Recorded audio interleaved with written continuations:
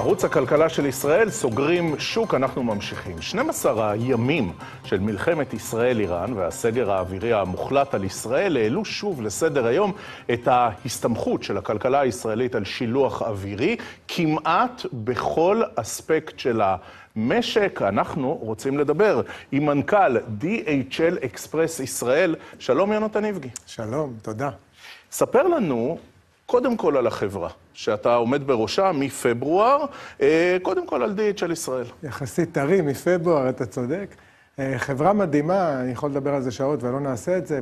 בהקשר של המלחמה, אנחנו מאוד גאים בעובדים שלנו, במה שהם עשו, באיך שהם התמודדו עם המשבר הזה. כמו שאמרת, כשיש משבר מבינים כמה צריכים לוגיסטיקה, על אחת כמה עובדים בחברה? איפה אתם ממוקמים? 500 עובדים בישראל, ממוקמים באיירפורט סיטי בקריית שדה התעופה צמוד לנתב"ג. חברה שצומחים בה מלמטה, זה הסיפור שלנו. גם אני התחלתי לפני כמעט 20 שנה כאיש מחירות טלפוני. מה, ממש שורה ראשונה? שורה ראשונה. רוב ההנהלה, רוב מוחלט של ההנהלה מורכבת שליחים, מנהלי תפעול, נציגי שירות ומנהלי מחירות. זה מי אנחנו, בגדול, רוב מי שמנהל את החברה בישראל. ואני אומר העובדים שלנו, כי כשקורה משבר כזה, בסוף אתה מסתמך על העובדים. אתה יכול להחליט מה שאתה רוצה, או לדבר עם הרשת המדהימה הזאת בכל העולם, שנגיע אליה, גם עשתה דברים מדהימים, אבל רוב המדינה יושבת בבית, נמצאת בממ"דים, לא טריוויאלי לצאת החוצה ולעבוד.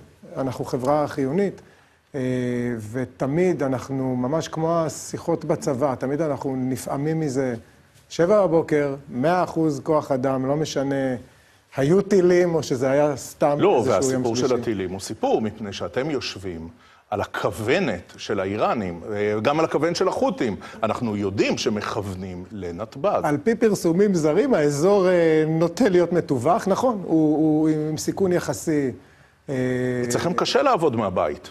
נכון, למרות שלקחנו, כשהתחיל האירוע הזה, אנחנו מנוסים, היו כבר כמה, לצערי, במדינה הזאת, כמה אירועים דומים, פחות, עם השלכות פחות רחבות, סגירה של השמיים לא היה ליותר משעתיים מקום המדינה פחות או יותר, אני חושב שאני מדייק, הסגירה המוחלטת של השמיים לא היה, אבל כן, באירוע כזה קיצוני, גם צריכים אותנו וגם אנחנו החלטנו מהרגע הראשון שכל עובדי המשרד שלנו, אנחנו נמשיך להעסיק אותם מהבית. יומיים לתוך המשבר הזה, השמיים סגורים. אנחנו חברת שילוח אווירי על מלא, רק אווירי, זה מה שאנחנו עושים. אין מטוסים, אין עבודה, ברובה, אבל החלטנו לשמור את העובדים ולהמשיך להעסיק אותם. איפה היו המטוסים של DHL? ברגע, באותו יום חמישי בלילה, אני חושב שהיה לנו פה מטוס, והוא המריא בוקר אחרי זה. עצרנו את הטיסות, נסגרו השמיים, אז היינו חייבים לעצור את הטיסות, אז המטוסים לא היו כאן.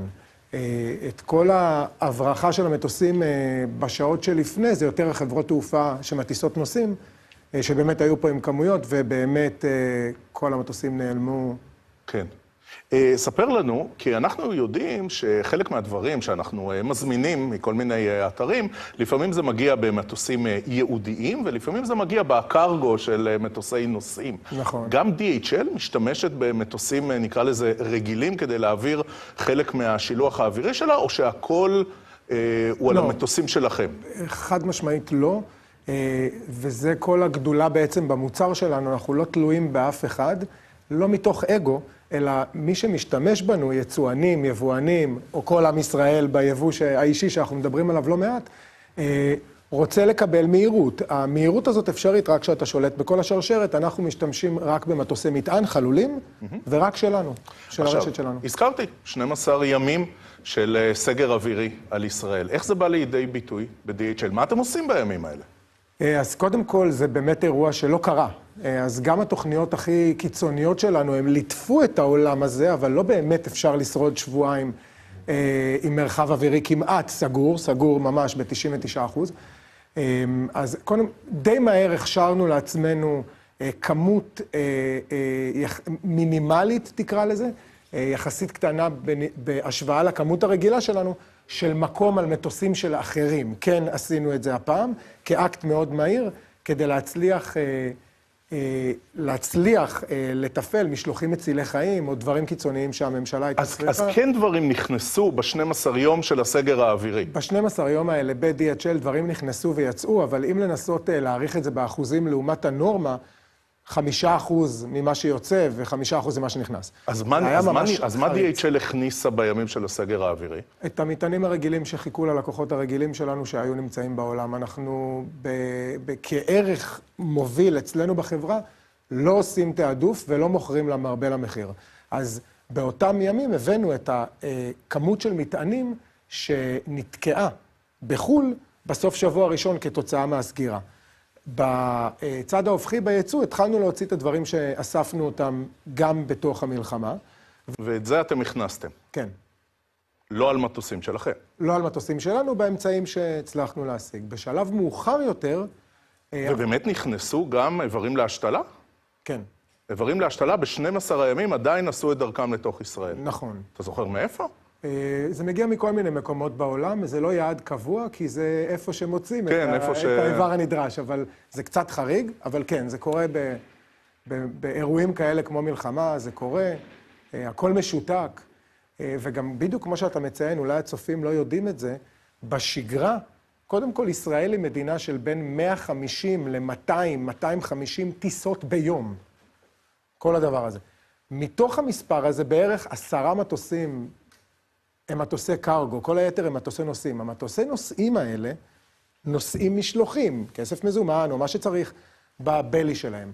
שקורה קורונה, פרוץ המלחמה ב7 לאוקטובר, או אירוע כזה כמו ישראל-איראן, שמשתק את המרחב האווירי לגמרי, הרוחב פס הזה נעלם, ואז אתה מתחיל להבין מה יותר דחוף, והלחץ מאוד גובר. הופעל עלינו לחץ לא מידתי בשבועיים האלה, ואני מבין אותו.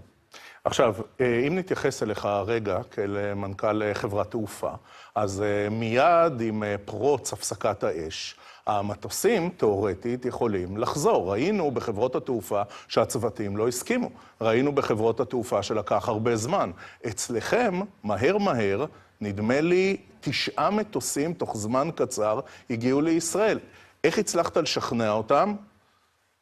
7 מטוסים, בתוך יומיים, כמעט 24 שעות אחרי הפסקת האש. נכון, חזרנו ראשונים ובשיא העוצמה, תקרא לזה.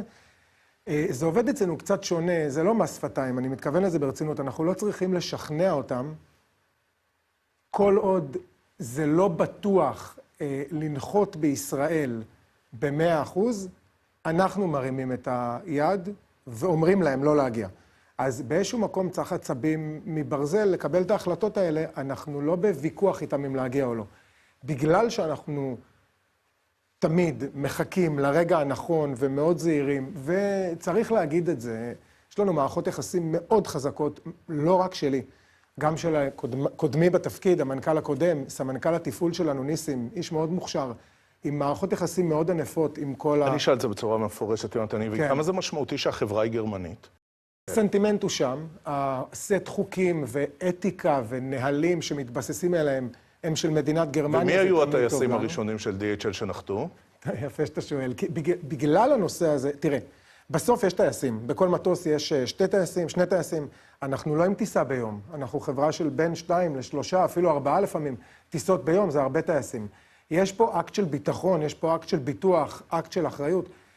ובגלל זה הראשון, המטוס הראשון שנחת בעצם, הוא טס על ידי מנכ"ל חברת התעופה DHL, בתוך הקונצרן הזה יש חברת תעופה, והמנכ"ל פשוט לקח החלטה כדי להעביר מסר, אף אחד לא ביקש ממנו, אני לא ביקשתי, אנחנו לא שאלנו את זה. בבחינת דוגמה אישית. ממש, והוא אמר, הייתה דילמה אם לחזור בשלב מסוים, או יום אחרי זה, לא נלאה בפרטים, אבל הוא הרים את היד ואמר, זה קורה מחר בבוקר, אני על הטיסה הראשונה, האחראי בטיחות של הטייסים, שבמקרה גם טייס, הוא על הטיסה השנייה, הטיסה השלישית, אני משוכנע שאחרי מה שנעשה... מנכ"ל חברת התעופה של DHL, הוא היה בקוקפיט, הוא נחת. הוא היה בקוקפיט, לחצתי לו את היד, עליתי לשם, הוא הטיס את המטוס, ואתה אומר מהרגע הזה שהוא נוחת בבן גוריון, זמן קצר אחרי הפסקת האש, מהרגע הזה הטייסים של DHL כמעט ברכבת אווירית. הוא הבוס שלהם והוא העביר להם את המסר בצורה הכי, אתה יודע, לשמש דוגמה שאפשר. כן. וכמו שאתה מדמיין, סחף אחריו, לא הייתה לנו שום בעיה, עדיין אין לנו. וכן, רכבת אווירית, סופה שלם, 100 טונות, זה היה מאוד קשה ומאתגר, אבל זה גם שחרר את המשק. יונתן איבגי, מדברים הרבה, זה שיח של רשתות חברתיות, אבל אתה מכיר אותו היטב, שיש פקק. יש פקק בשילוח האווירי. האנשים הזמינו. חלק זה הזמנות קטנות, אתה יודע, e-commerce, חלק זה הזמנות מסחריות. הפקק הזה השתחרר כבר, או שעדיין יש הרבה סחורה שתקועה במתחמים הלוגיסטיים בדרך לישראל? אני רואה את השיח, אתה מאוד מדייק. ב-DHL אין פקק, אנחנו סיימנו לפזר את כל מה שהיה קשור לאותם שבועיים, ביום ראשון, בשבוע שעבר, יום-יומיים אחרי שהחומר הזה נחת. אבל כן, בענף יש איזשהו פקק. הוא לא עצום לדעתי, אני חושב שבעוד כמה ימים, שבוע, שבועיים, אולי אפשר להגיד שהמשק יחזור לאיזושהי נורמה. אני אומר את זה בעדינות, אני שומע בענף על פקקים, נגיד את זה כך. אם מדמיינים את הפקק בהטסה האווירית, אז הפקק הזה, לדעתי, בזהירות, עוד שבוע, שבועיים לא יהיה קיים. אבל חוליות אחרות בשרשרת, עד שמגיעה אליך, עד שהמשלוח בעצם מגיע אליך הביתה, במקומות אחרים אני שומע שיש פקק רציני. יותר התשתיות של המדינה, כל מיני מחסנים, ליקוטים, וה-last mile, בסוף להגיע לאדם האחרון. אתה מכיר את סוגיית האי-קומרס, לא רק מ-30,000 רגל, אלא ממש אתה מכיר את זה מהשוחות. באמת נעשה יותר קשה להזמין מוצרים מחול? יש על זה הרבה מאוד תלונות. חלק מהאתרים כבר לא שולחים, חלק מהאתרים כבר לא שולחים בחינם, חלק מהאתרים אומרים, כן, אני אשלח, אבל לא את המוצר הזה. זה נעשה מורכב יותר? באופן כללי או בסמוך לתקופת מלחמה? בסמוך לתקופה של החודשים האחרונים של המלחמה, גם האירועים סביב נתב"ג, או גם אולי סנטימנט עוין לישראל. אז דווקא בוא נתחיל מהסנטימנט, אולי אני אובר אופטימי, אני מכיר את שוק האי-קומרס טוב מאוד, גם הגלובלי וגם הישראלי. איכשהו הקריירה שלי התפתחה ביחד עם הנושא הזה. אני אומר בזהירות, אני לא חושב שהסנטימנט יותר מדי עוצמתי. בסוף זה גופים מסחריים מאוד, מאוד, מאוד. והישראלים אוהבים להזמין. הגופים הכי מסחריים שיצא לי לפגוש, זה בדיוק השמות האלה שעובר לך בראש, כל האתרים הגדולים ששולחים לישראל, וישראלים, תודה לאל, אוהבים לקנות. אתה אומר, מתישהו אמזון אייר בספורטס דיירקט. זה לא הסנטימנט, אבל אמזון כבר חזרו, מי שלא יודע אז שידעו, אמזון כבר חזרו, אבל זה לא הסנטימנט, אבל כן, כן, זה בהחלט נפוץ שסביב אירועים כאלה, חלק מהאתרים מפסיקים שילוח, הם עושים את זה בגלל שבחלק מהמקומות השילוח מתייקר בזמן מלחמה, בחלק מהחברות אני מתכוון. ואם האתרים האלה סוחרים עם החברות האלה, אולי פתאום זה לא משתלם, עוד ויש סקטורים שאתה מזהה שנפגעו יותר? כמה שהמוצר, העלות הממוצעת שלו נמוכה יותר, אז אותו גורם יותר יהיה בעל אינטרס לעצור את השילוח לישראל בצורה זמנית. וככל שידוע לי עכשיו, אחרי שאנחנו כמעט שבועיים אחרי הפסקת האש, אני חושב שכל הגדולים חזרו לשלוח לישראל, ורובם אני חושב באותם מחירים, אני חושב, יכול להיות שחלק מנצלים את זה. צריך גם לזכור באופן כללי, עסקים שמבוססי אי-קומרס הם מאוד מאוד מונחי דאטה, ואתה יכול כישראלי להגיד מה שאתה רוצה, אבל אם הפעולות שלך באתר אומרות אחרת, המחיר יהיה צמוד לפעולות שלך. זאת אומרת שככל שנקנה יותר, ככל שיהיו יותר ביקושים. מפתחים רעב, כן. טוב. לא נשחרר אותך לפני שנדבר על כמה אנקדוטות וכמה דברים מוזרים במיוחד שהישראלים מזמינים. אתם מכירים את זה, אתם מכירים את זה מ-DHL. מכירים את זה טוב. דברים שאתה משפשף עיניים ואתה אומר, לא, לא יכול להיות. וזה עוד לפני דברים ששיגרת מישראל לחול, כמו איזה אני רוצה להגיד לך פעם ביום, אבל זה לא פעם ביום, זה לפחות פעם בשעתיים עולה איזה חיוך. כן, אנחנו חשופים לכל מה שזז, נכנס לישראל ויוצא.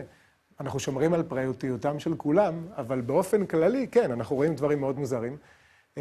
במהלך המלחמה הזאת, צריך לזכור שאנחנו במלחמה כבר שנה ו7 חודשים, אבל במהלך האירוע של השבועיים האלה עם איראן, לא זכור לי יותר מדי דברים מפתיעים או מצחיקים, היה שם הרבה מאוד רגש, הרבה מאוד דרמה ודברים שאולי זה קצת משעמם, אבל הרבה דרמה. מעניין קצת הזווית של היבוא האישי בתקופה הזאת, כי על אף שלא היו טיסות בשבועיים האלה, המחשבים שלנו פתוחים. כשאתה קונה מאיזשהו גורם שאתה קונה, המידע הזה זורם אלינו. הוא מפיק את הניירת למשלוח העתידי הזה בעוד כמה זמן, אז אנחנו רואים. אז ראינו מה קנו. מה קנו? בתקופה הזאת. זה נורא, אני לא יודע אם זה מצחיק, או קנו הרבה מאוד דברים לשדרוג הממ"ד, שהגיעו, שכבר לא היה צריך אותו, מה, ממש פילטרים לשדרוג ממ"ד? מה קונים כדי לשדרוג ממ"ד? זה גם היה, אבל זה באמת אולי 5% ממה שאני מתכוון. טרנזיסטורים, בקבוקי שתייה, כל מיני דברים ש... אנשים הזמינו מחול בקבוקי שתייה. כן. גם לי יצא לדבר עם כמה לקוחות ושאלתי אותם, אבל אתה יודע שהמרחב האווירי סגור. הם לא ציפו שזה בזמן המלחמה יימסר להם אחרי יומיים, שהם קנו מאיזשהו אתר סיני שיודעים ששולח רק אחרי שבוע, אבל זה יצר כנראה שאנשים פחות אופטימיים ממני. זה גרם לגלגלים לחשוב, והם חשבו איך מאבזרים את הדבר הזה בצורה יותר נוחה, אולי לאתגר הבא, שאני מאוד מקווה שלא נגיע אליו. לשיחה שלנו אנחנו קוראים תקציר מנהלים, ואתה מנכ"ל DHL. תן קצת, למרות הזמן הקצר, מאז שהתיישבת על הכיסא, קצת תפיסת עולם, תפיסת ניהול. כמו שסיפרת, הגעת ממש מהשורה הראשונה, השירותית של DHL, 20 שנה בארגון. תן אני מאמין. כמעט 20 שנה, 18 שנה. תראה, להגיד אני מאמין בתור מנכ"ל, קטונתי, אני עדיין לומד. אני 5 חודשים בתפקיד ומאוד מקפיד ללמוד כל יום, עוד מלמדים אותי. אבל אני יכול לשתף אותך בתור מנהל ב-DHL הרבה שנים. מה, איך חשוב? משבר זה משבר. כל משבר, זה לא משנה, תחליף לו את השם ואת מה שקורה.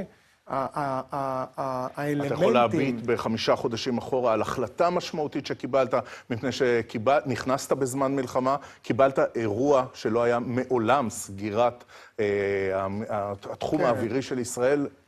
לא פיללתי שיסגרו לי את השמיים בתחילת התפקיד שלי. בוא נגיד ככה, אתה צודק. אני מאוד לא עוסק בסיכומים, אבל אני כן רוצה להגיד גם על השנים שעברו ב-DHL, תקשורת, דבר ראשון, להגיד ללקוחות בגובה העיניים, בצורה שקופה, מה יש, מה אין, מה אפשר ומה אי אפשר, משום המותגים מפחדים לעשות את זה. אותו דבר גם לעובדים, מה אפשר, מה אי אפשר, מה אין, מה אנחנו לא יודעים ומה אנחנו כן יודעים. יש משבר, צריך לתקשר, זה הדבר הראשון. הדבר הראשון, לא האחרון. קודם כל, לתקשר לכל הכיוונים, לנטוורק, לרשת של DHL, שבאמת עשתה המון כדי לשמור אותנו מחוברים. בסופו של דבר, אני אישית מודה לעובדים שלנו שבאו לעבודה מדהימים, ולרשת שהחזירה את הטיסות. אז תקשורת היא חלק מה שהן... יונתן איבגי, מנכ"ל DHL אקספרס ישראל, תודה רבה שבאת לאולפן שלי כאן בערוץ הכלכלה. תודה.